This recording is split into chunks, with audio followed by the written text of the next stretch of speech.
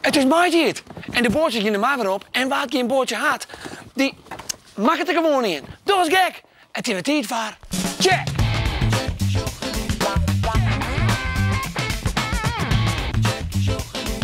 Check, shot en ontdek.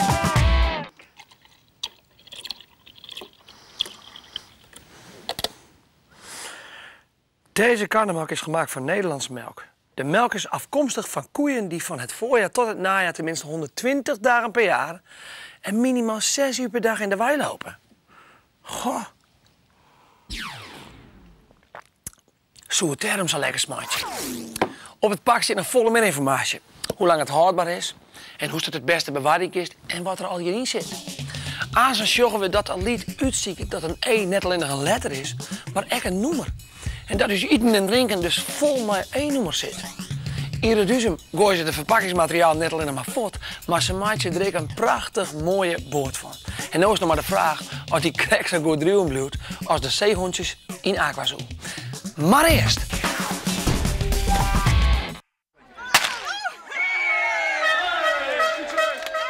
Groep 608 van de Rijnbogen van Tersool fietst deze week de Alversterrentocht.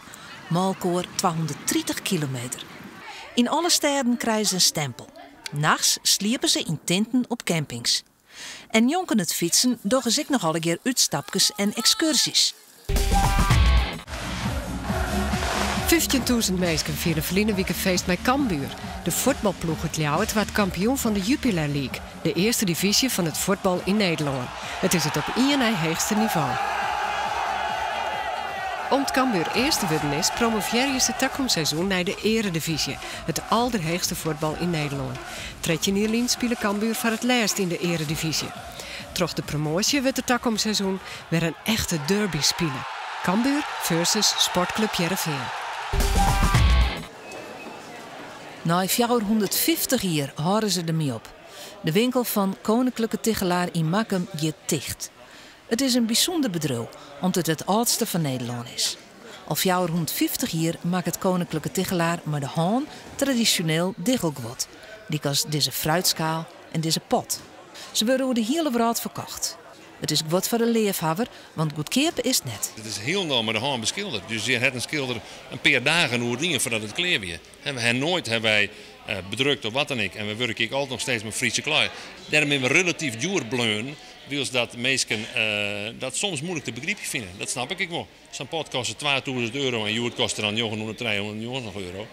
De laatste tijd werd er net een soort meer verkocht.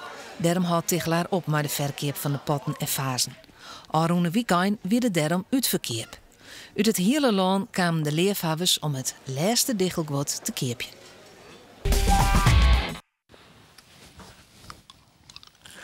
Dat een appel zonder is, als een poeder met erop, dat hoef ik je met te vertellen. En dat jongens tussen eten zonder is als een McDonald's menu echt net. Doe hoest geen hoogleraar te wijzen in dieetkunde om dat te begrijpen. Lastiger wordt het wel als dat ingrediënten binnen die we net zien kennen. De E-nummers.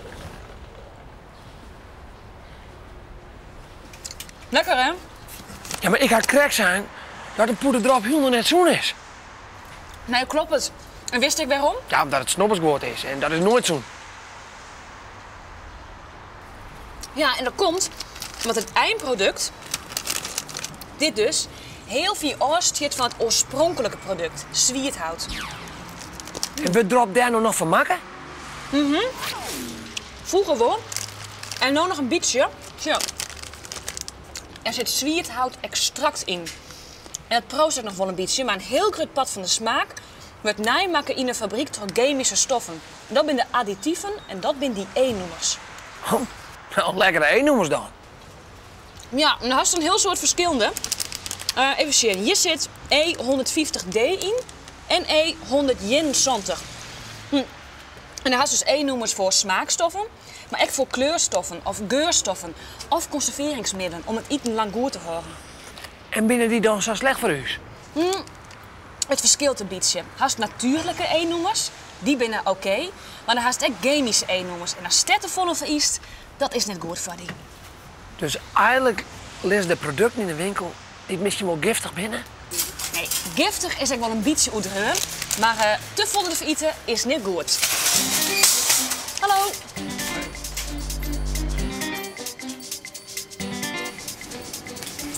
Groente en fruit. Natuurlijke producten, dus er zitten zelfs geen E-noemers in. Denk maar aan zwierdhout. Ek, groente en fruit, maar dan in glas en blik, zodat het lang bewaren kist. En daarom ik al iets minder zoen en vaak ook iets minder lekker. Maar ja, het mij zelfs niet bederven in glas of blik. En daarom zitten de grif ek E-noemers in. Een test. Wat is ik eens beziekje? Rode kidneybonen, daar ga ik zin in. Wat zit erin? Rode kidneybonen, water, zout, verstevigingsmiddel, dubbele punt. E400 njoggen. En dan heb ik een app op mijn telefoon en dan kan ik precies opzoeken wat die E-noemers betutten. E400 njoggen. Hebbes. Calciumchloride. Klinkt niet heel lekker. Het is een synthetisch technisch hulpmiddel dat gebruikt kan worden voor groente en fruit in blik. Sommige kazen, olijven, vele alcoholhoudende drank en overige producten. Wordt ook gebruikt voor de productie van antivries, lijm, cement, voor de bescherming van hout en steen en zelfs bij de bereiding van poeder voor brandblussers. Dat zit hierin. Aandoeningen van het hart, bij risico's, darmzweren, overgeven en misselijkheid. Dat is toch gek? Dat spul, dat conserveringsmiddel, dat zit hier dus in. Ja, natuurlijk maar een mini beetje. Dus de meisje het gewoon eten vanzelfs, of stoet je net steen. Maar het is toch wel heel gek. Nou, hier heb ik wel zin in, maar ik zet het vernomen weer waarom. Molken. Dat komt van de ko. Dus daar zit vast geen E-noemer in. Nee, helemaal niet. In yoghurt ook niet. Maar nou. Iets voller gekleurders en vol lekkerders. Dubbelvla, aardbei, vanille. Jawel. Een heel soort E-noemers. Even checken. E120. Ah, is dit hier al? Dat is cochineal carmijnzuur. Rode kleurstof, nou dat klopt het. Hyperactiviteit, astma, eczeem, slapeloosheid. Binnen risico's. Vervaardigd uit fijn gemalen insecten. Nou, het is dus een hele hoop E-noemers. En er zit van allerlei bijzonders in.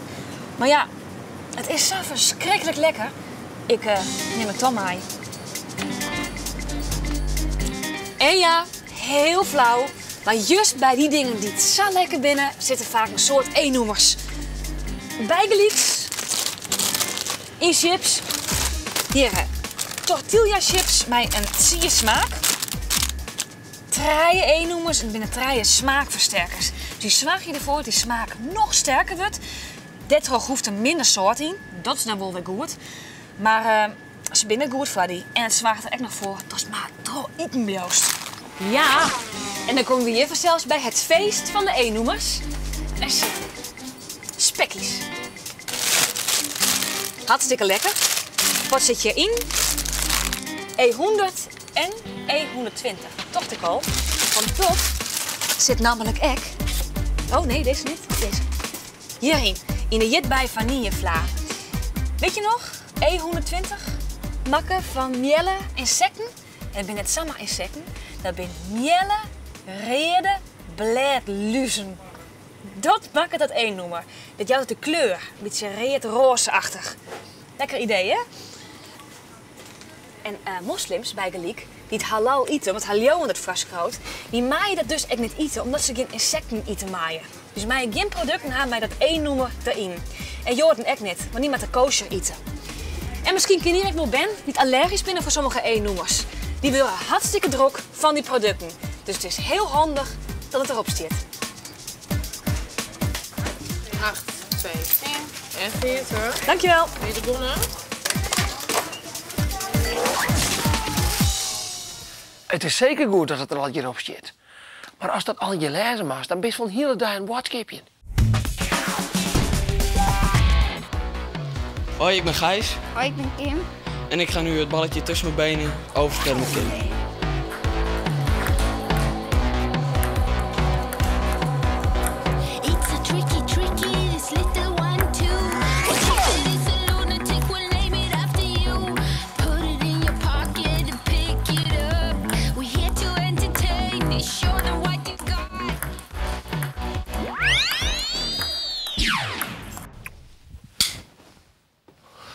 even zien of dat liet de boodschap maar oproemen gaat. Zo. Ik heb de proef op de som nemen. Jitbaaien. En de yoghurt. Zo. Mixen.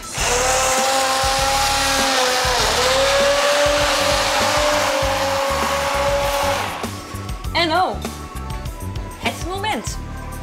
Het verschil. Er is wel een heel groot verschil, want deze is namelijk voller tinnen als deze vla.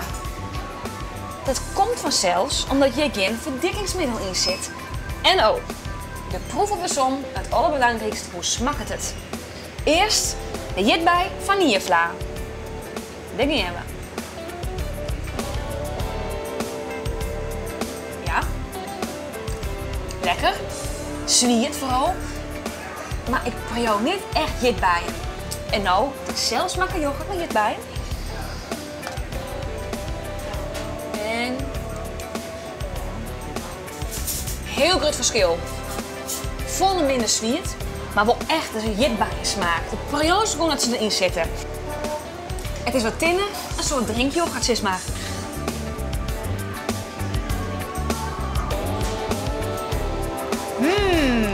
Heel lekker. Lekker zoen bezig, Aliet. Onthoren weekend. Op de Traaie Dwarmschool in Reduzum ben ze heel dan net bezig om te lezen wat op de verpakking staat. Daar broeken ze lege pakken, lege dwaskes, wc-roltjes om er wat leuks van te knutselen. In de groepen 7 en 8 van Master Evert en Master Arnold gaan ze zelfs een boord maken van lege molkenpakken. En je Wildau, ja, die wie het proefkanien. Oh, die wiebelt.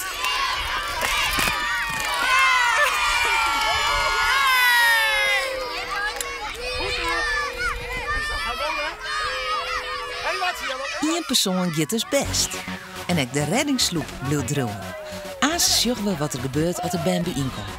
Maar eerst zien hoe die boord maken is.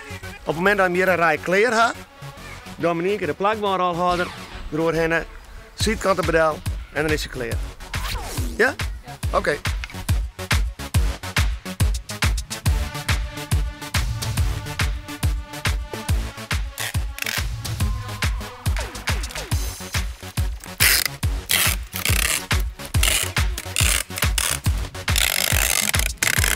Nou, wij begonnen met grote wetterpakken. Die hebben we van een bedrijf gekregen. Die hebben we onhoeken boen per toven.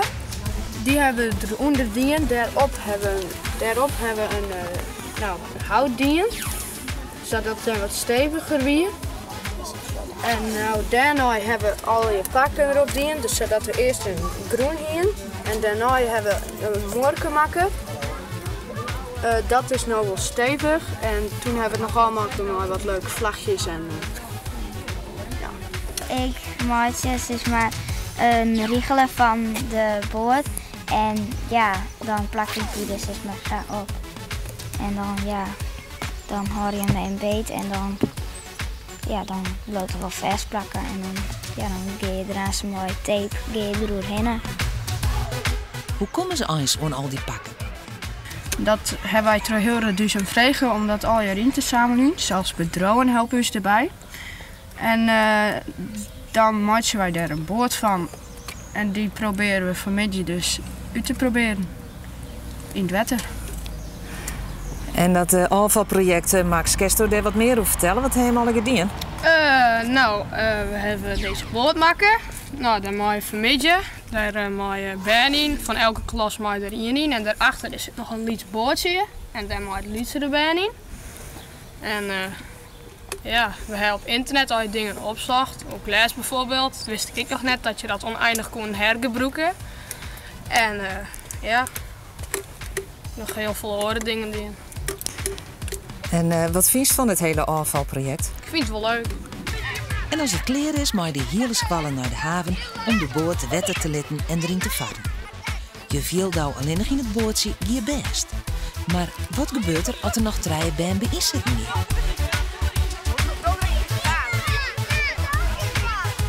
Ik dat gaat best. Dus hoopt het elke keer dat de boot zinkt of omkiept. Master Arnold Hindal. Hij wil er nog meer dan bij.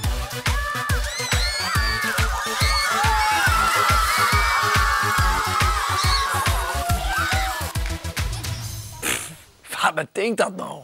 Van Malke pakken een bootmaatje, dan mag toch Master Arnold hieten. Of Michiel Braaksma. Michiel Braaksma is kunstenaar. En bij een kunstenaar dan tegenst al gauw een schilder of een beeldhouwer. Maar Michiel maakt zijn kunstwerken van gebruikte materialen. En die vindt er vaak in de kringloopwinkel.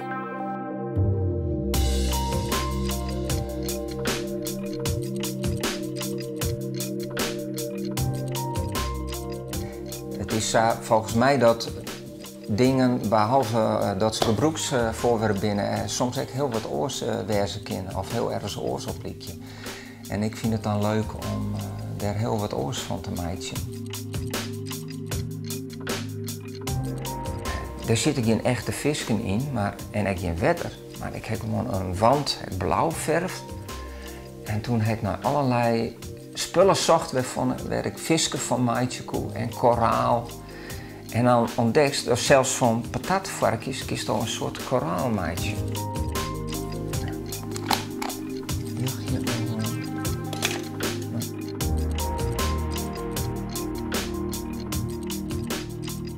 Op een gegeven moment, toen waren mij vregen van kies dus een keer wat op squallet, want dat is iets maar de bandmakkers.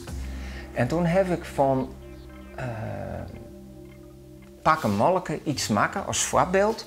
En toen dacht ik van, dan liet ik dat zien onder band. Dat is toch echt van hele simpele spullen die makkelijk voor handen zijn. Dat is iets van meidje kist.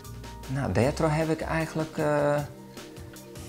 dat wat trots zet. En nou maak ik alle honderd dingen van materiaal en likos dus een bank.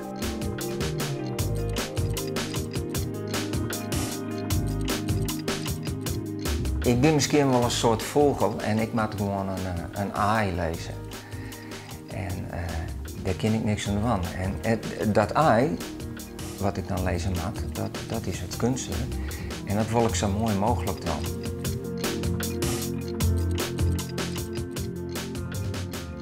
Wat leuk en wat knap. Maar ik zou dus net weten wat ik van zo'n petfles maatje moest. Misschien wel een verkikker of een boord. Of een vaaske. Check het. Ik weet het. Een zeehoen.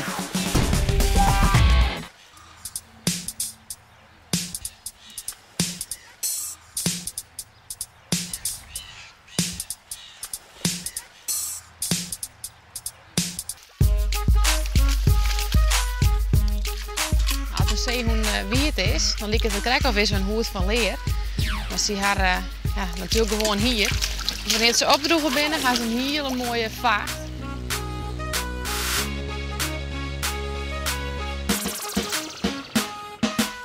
Nou, zeehoen die ken ik puppies krijgen. Krijg zoals een gewone hoen eigenlijk. Maar wie ga je dus heid en mem en een jonkie, dus een pup. En dit is ze.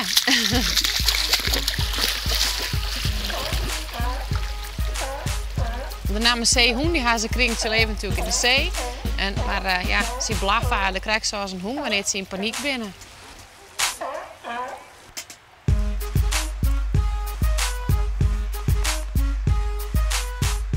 Ze hebben wat moeite op het loon inderdaad om vooruit te bewegen. Ze gaan toch heel langzaam. Het heet eigenlijk bobberien wat ze doen.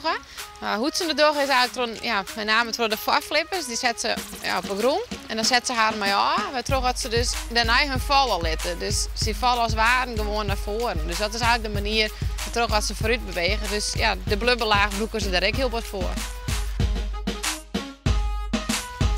Dus op.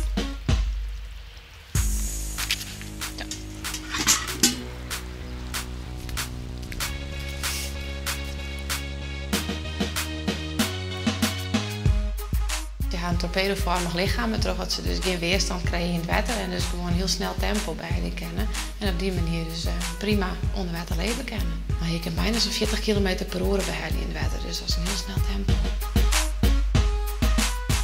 Ze sliepen of boven op een zonvlakte of gewoon hier beneden onder water. Dat kan ze ook. Ze kan ongeveer, als ze sliepen, ja, zo 30 minuten onder water. Maar ze nou nog wel even naar boven om adem te halen. Oh, maar zonder ik één noems in die visjes zitten die ze krijgen. Ik denk het net, want de zeehoen die iets zoen. En jij merkt, denk om de E, wees er zuinig mee. Onthoren Wieke. Hallo! Zo.